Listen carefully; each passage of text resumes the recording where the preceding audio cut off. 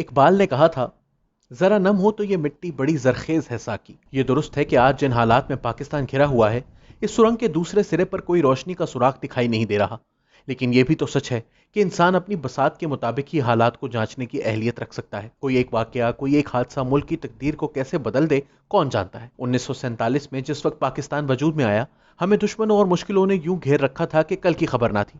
اسی کیفیت کو دیکھتے ہوئے تو کانگریسی رہنما کہا کرتے تھے کہ پاکستان 6 مہینے میں واپس ہندوستان کے ساتھ آ ملے گا۔ ڈاکٹر اشتیاق احمد کے الفاظ میں یہ ملک بنایا ہی ایسے گیا تھا کہ یہ ہمیشہ قرضوں کے لیے محتاج رہے، لیکن ان تمام تر نامساعد حالات کے باوجود اس ملک نے چند ایسے ہیرے پیدا کیے ہیں کہ جنہوں نے اس ملک کو دنیا بھر میں عزت بخشی ہے۔ ان میں سائنسدان بھی ہیں، سیاستدان بھی، لکھاری بھی، گلوکار بھی۔ آج وطن عزیز کی آزادی کی 73ویں سالگرہ کے موقع پر اس 14 اگست کو آئیے ان 14 عظیم ہیروں کی قدر کرتے ہیں جو پاکستان کی پہچان بنے۔ فیض احمد فیض 1911 میں صوبہ پنجاب کے شہر نروال میں پیدا ہوئے۔ فیض اردو زبان کے عظیم ترین شعراء میں سے ایک ہونے کے ساتھ ساتھ ایک مارکسسٹ سیاسی ورکر بھی تھے، جنہوں نے پاکستان ہی نہیں دنیا بھر میں نام اور احترام کمایا۔ 1952 سے 1955 تک راولپنڈی سازش کیس میں جیل یاترا کرنے والے فیض نے زندگی کے کئی ماحول آمرانہ حکومتوں کو للکارتے اور ان کے ہاتھوں قید و بند کی صعوبتیں برداشت کرتے گزارے۔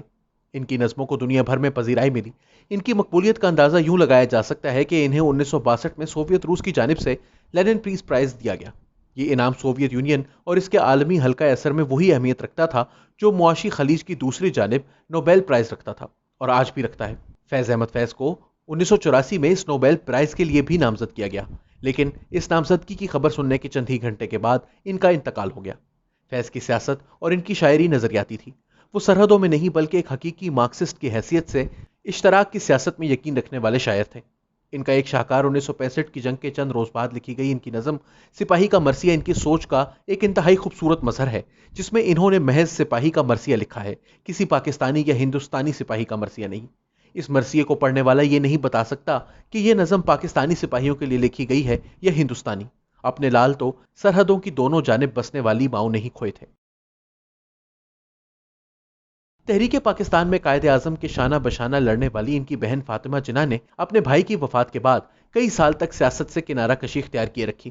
اس دوران وہ ریاست کی چیرہ دستیوں کا نشانہ بھی بنی اور اپنی آنکھوں کے سامنے اپنے بھائی کی لیگیسی کو برباد ہوتے ہوئے دیکھتی رہی۔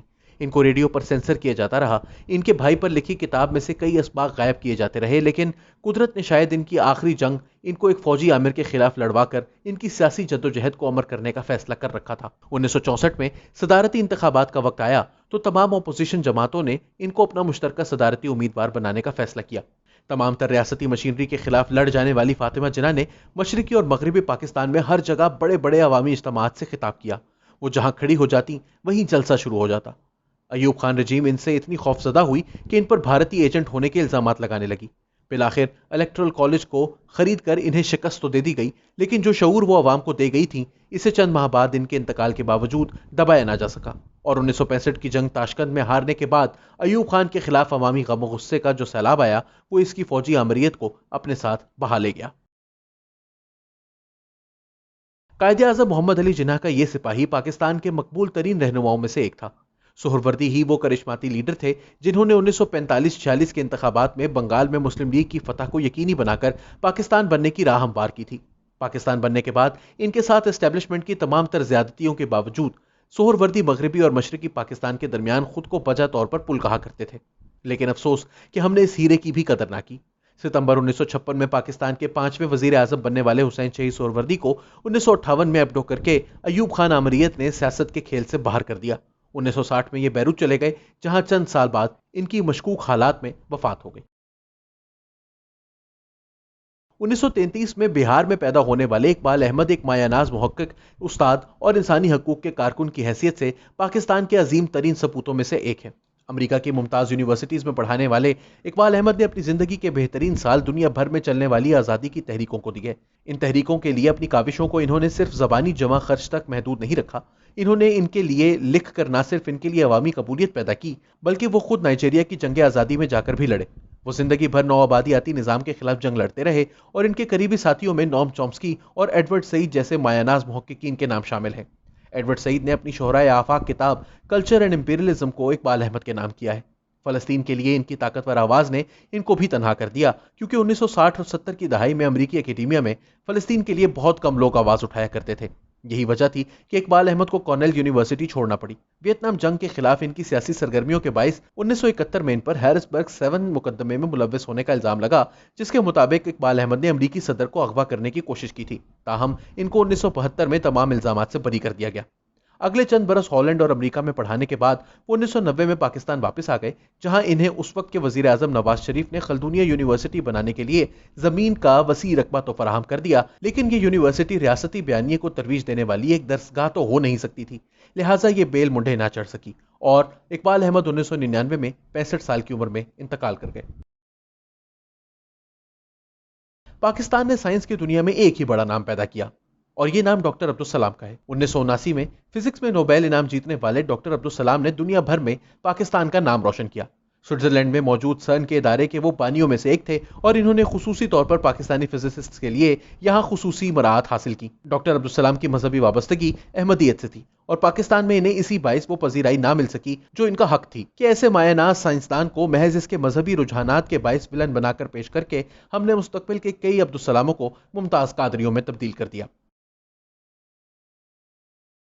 نصرت فتح علی خان قوالی کے فن کا وہ مہان نام ہے کہ اگر قبل از اسلام ہندوستان میں پیدا ہوئے ہوتے تو یقیناً کسی دیوتا کا درجہ پاتے۔ نصرت کی قوالیوں نے پاکستان کو ایک ایسا امیج بخشا جو دنیا بھر میں ہماری پہچان بنا۔ ایڈی ویڈر، مائیکل بروک، پیٹر گیبریل اور اے آر رحمان جیسے عالمی سطح پر مانے جانے والے موسیقاروں کے ساتھ کام کرنے اور انہیں ورطۂ حیرت میں ڈالنے والے نصرت فتح علی خان نے دم مست قلندر کو ایک الگ ہی پہچان عطا کر دی۔ انہوں نے بھارتی فلموں کے لیے میوزک بھی ترتیب دیے۔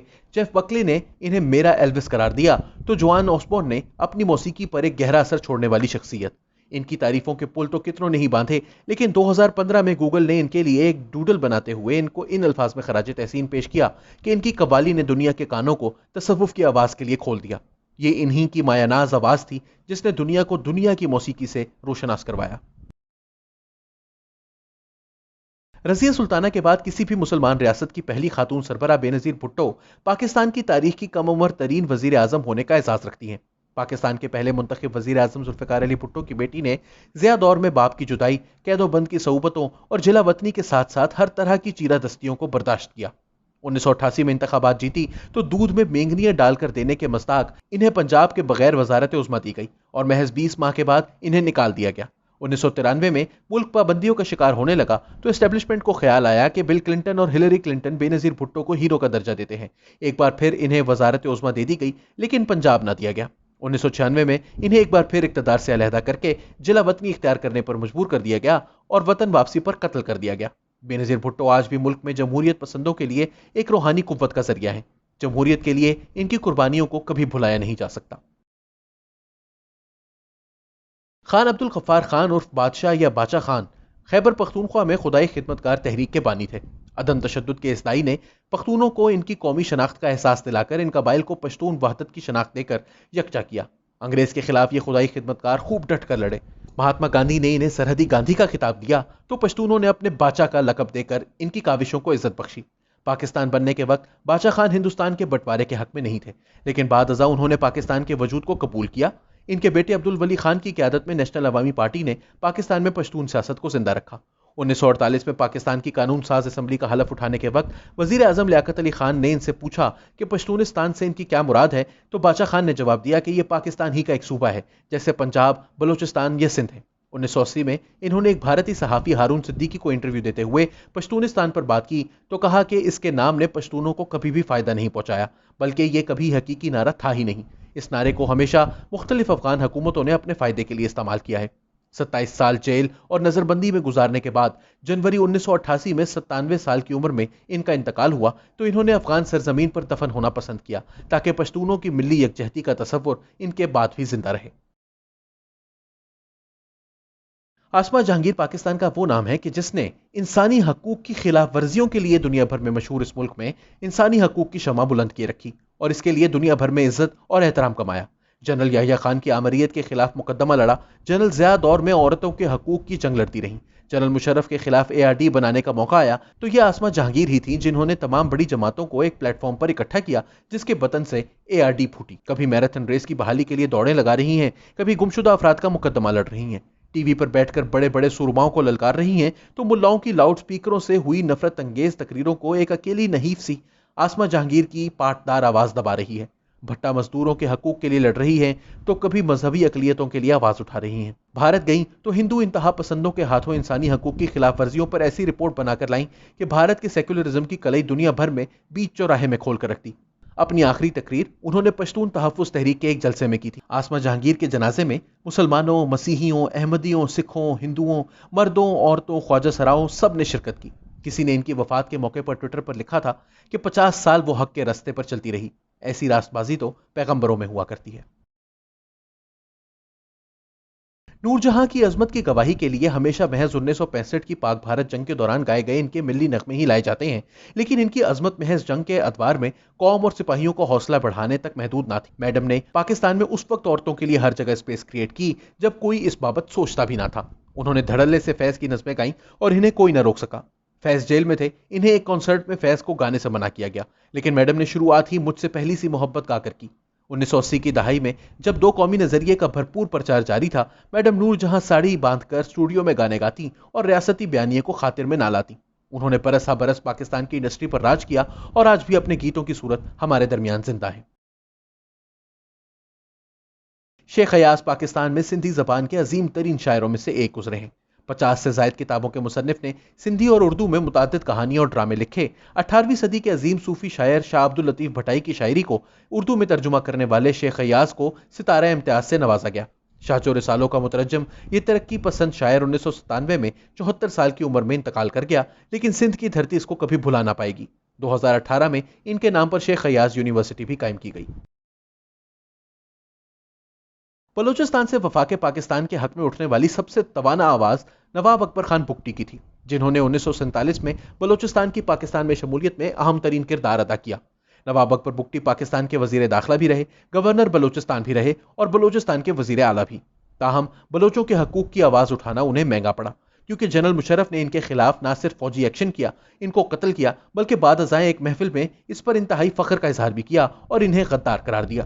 بڑے افسوس کی بات ہے کہ آئین پاکستان کو توڑنے والے، کارگل میں پاکستان کے فوجی جوانوں کو گاجر مولیوں کی طرح کٹوانے اور کشمیر کو ہمیشہ ہمیشہ کے لیے پاکستان کے لیے ناقابل تسخیر بنا دینے والا شخص اس شخص کو غدار قرار دے کر مار دے کہ جس نے بلوچستان کو پاکستان کے ساتھ لا کھڑا کیا اور 1973 کے آئین پر بلوچ قیادت کو اکٹھا کرنے میں اہم ترین کردار ادا کیا۔ ایک ایسی شاعرہ جس نے کبھی کسی طاقتور کو اس قابل نہ سمجھا کہ اس کے در پر جا کر اس سے مراعات کی بھیک مانگے، وہ ایک آزاد شاعرہ تھی، جنہوں نے ہر طرح کی صعوبتیں برداشت کی، انتہائی قسم پرسی کا وقت بھی دیکھا، لیکن کبھی دربار شاہی کی کاسہ لیسی نہ کی۔ عورت کے نسوانی جذبات پر لکھا تو مردوں کو اپنا بھی کوئی عضو ناپو کہہ کر شرم سے پانی پانی کرتی رہیں۔ ضیاء نے باغی نظمیں لکھنے پر ملک سے نکال دیا تو بے جھجک کہا کہ جو کیا بہت کم تھا، صرف یہ ندامت ہے۔